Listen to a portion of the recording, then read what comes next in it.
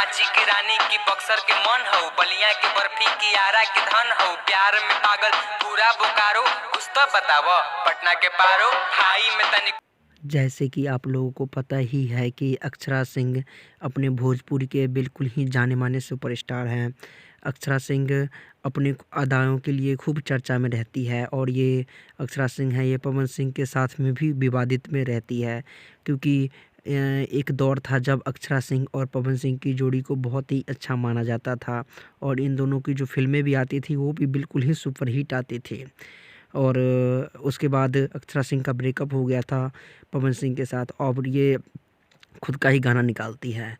तो बात इस वजह की है कि ज़रा-सा एक स्टेज शो हुआ था और स्टेज शो में अक्षरा सिंह पहुंची हुई थी स्टेज करने के लिए क्योंकि इनको इनवाइट किया गया था। और फिर उसके बाद क्या हुआ कि आजकल जैसे कि भोजपुरी में रैप का बहुत स्पेशल चलता है, तो रैप ने इनको सुनाया, इनके दर्शकों ने उनको खूब प्यार दिया। आपका क्या कहना है? धन्यवाद।